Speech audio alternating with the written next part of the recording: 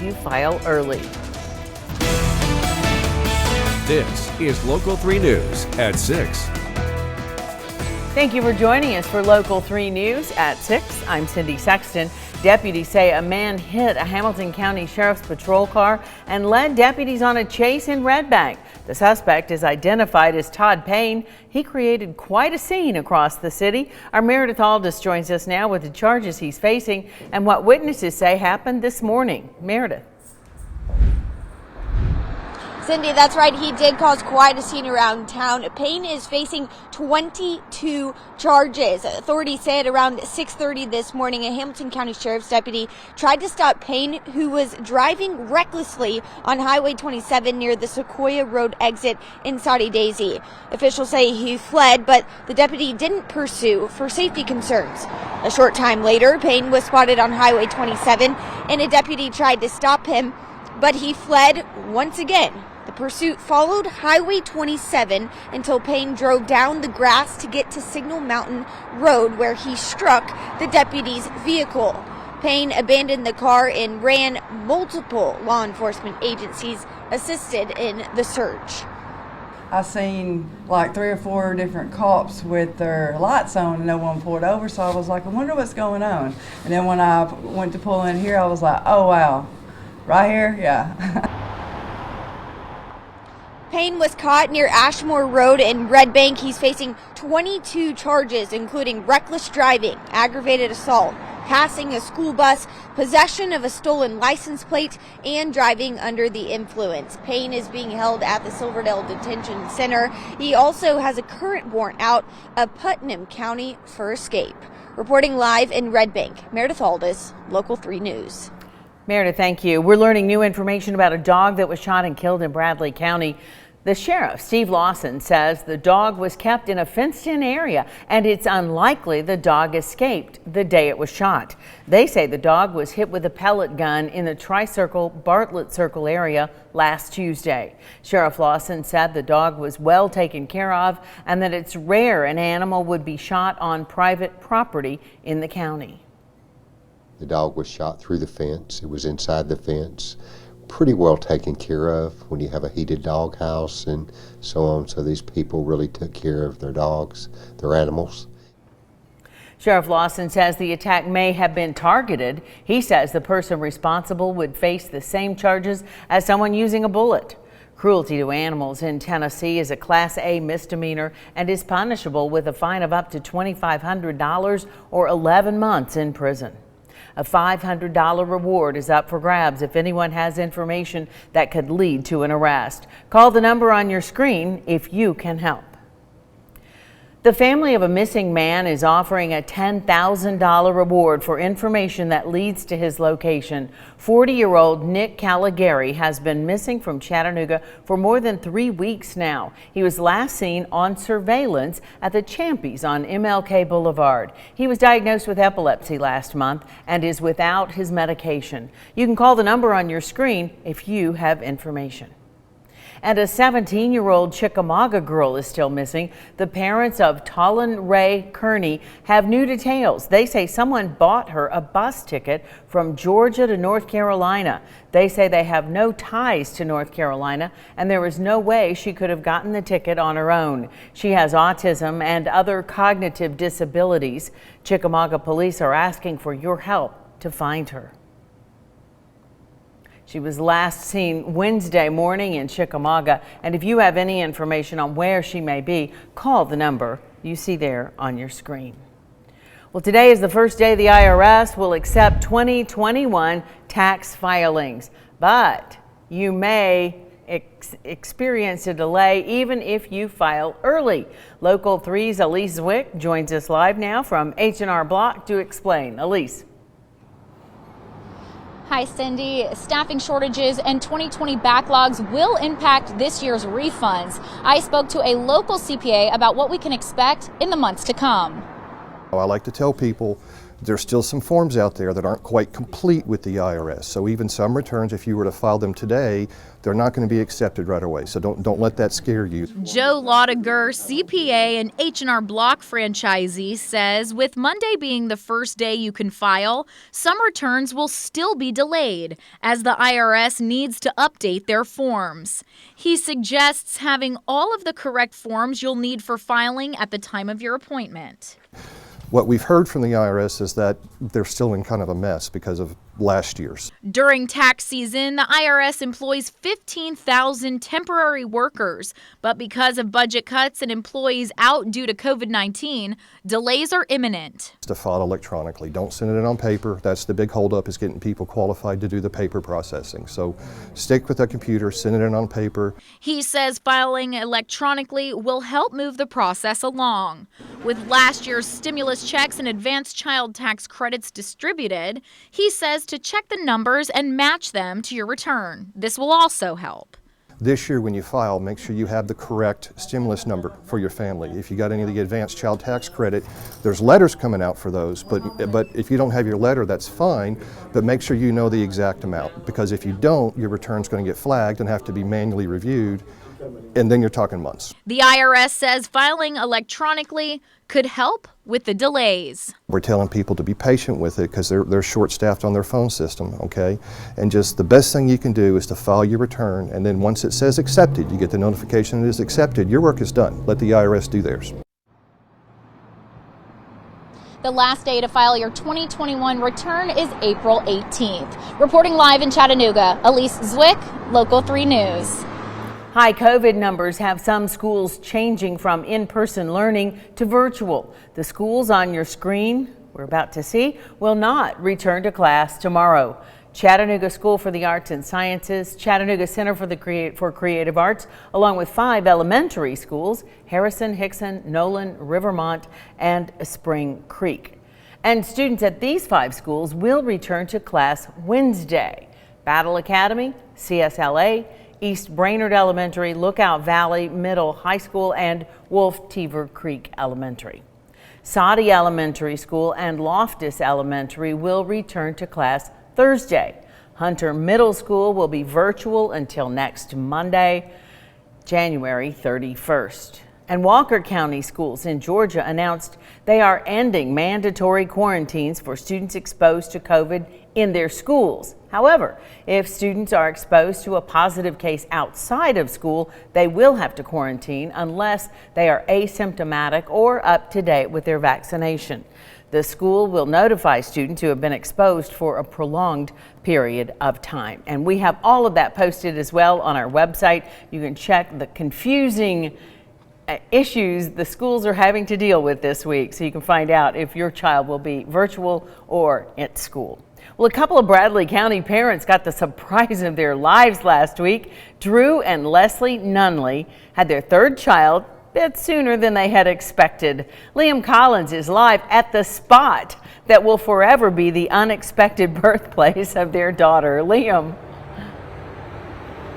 Yeah, Cindy, unexpected indeed. They got just about here on Interstate 75 when what they had been waiting for about 9 months came in what felt like an instant and several hours all at the same time. But it was just 6 minutes after Leslie went into intense labor that Charlotte Jane was born in their car right off the side of the highway. The Nunleys had been waiting for contractions to reach 5 minutes last Monday as their doctor had recommended, but contractions got very close, very fast. That's when they got in the car and booked it toward Erlanger East. And just a few minutes and a couple miles later, they heard the screams of their brand new baby girl and welcomed her off an exit ramp on Interstate 75. I'd seen her give birth to our first 2 boys, and you know, she was in the hospital, she was being cared for, but this one she was all by herself and she just did it. I mean, just like, you know, it was the only thing we could do. But I was just so impressed with how she handled it. Charlotte Jane is a healthy baby girl. The doctor said they did have some concerns about the baby's health, but only because they weren't there to deliver her. But the Nunleys say the doctors gave her the all clear when they checked into the hospital. Now, Cindy, as I'm sure you can imagine, there's so much more to this story. Tonight at 11, if you stick around for us, the couples did have some concerns about the unexpected birth. I'll tell you about some of the advice they have to some expecting parents if they find themselves in a similar situation that they did about a week ago. Live on Interstate 75, Liam Collins, Local 3. All right, good to always get advice, and she is a beauty. Coming up on Local 3 News at 6, a group of volunteers calls themselves the Dinner Club. They do a lot more than just provide a warm meal. They provide companionship to those who are terminally ill. We'll introduce you to Welcome Home of Chattanooga next. And we're looking at a nice warm day coming to a close, but we'll have pretty nice weather for our Tuesday also. And then bam, the cold air moves right back in midweek. We're going to have your forecast coming up right after this short break. Thanks for watching. It's Local 3 News.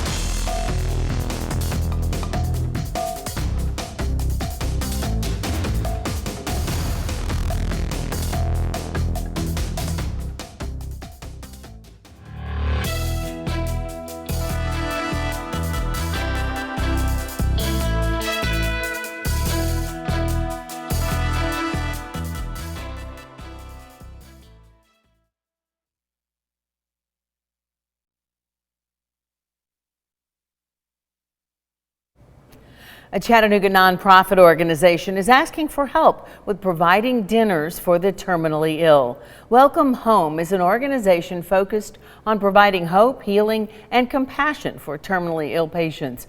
Organizers say they're working to add 2 new buildings to their property. The additional room will allow for them to care for more residents, which will require more help. They're hoping people will volunteer to bring meals for their residents and staff members. It allowed us an opportunity to come in and try to create an experience around food through ambiance, lighting, music, create a theme for the evening to try to give them something a little different. If you're interested in becoming a volunteer for Welcome Home, we have the sign up link posted inside our app. And coming up on Local 3 News, we had a lot of sunshine today and a pretty normal weather pattern. Chief Meteorologist David Carnes joins us with a full look at your forecast when we come back.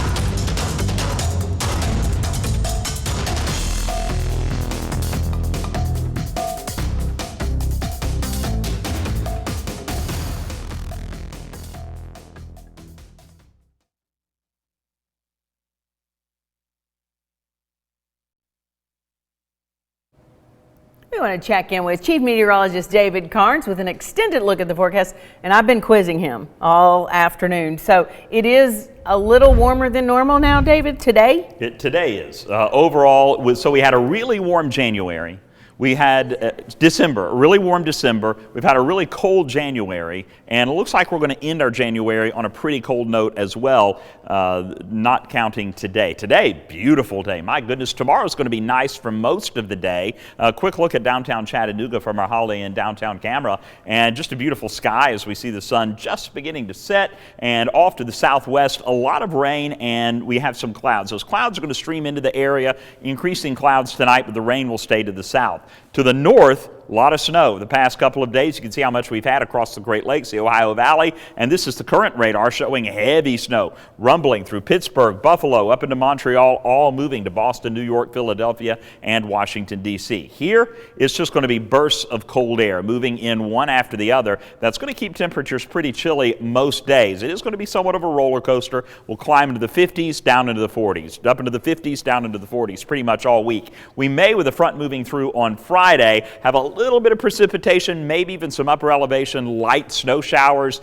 Friday night into early Saturday morning, but the main feature of this system is going to be cold and dry air for your weekend, Saturday and Sunday. This evening, no worries at all. Go out and enjoy it. Put the jacket on and enjoy temperatures falling through the 40s. Clouds are going to be increasing as the temperature falls. We'll have partly cloudy to mostly cloudy skies late tonight, overnight, and through the better part of the day tomorrow. So right now we're at 55 as we begin to cool down, 52 in Cleveland. We're down to 41 in Murphy. Look at that, and 50 in Athens. 59 degrees the high in Chattanooga, 8 degrees above normal after a cold morning. We were 6 degrees below normal, 26 degrees.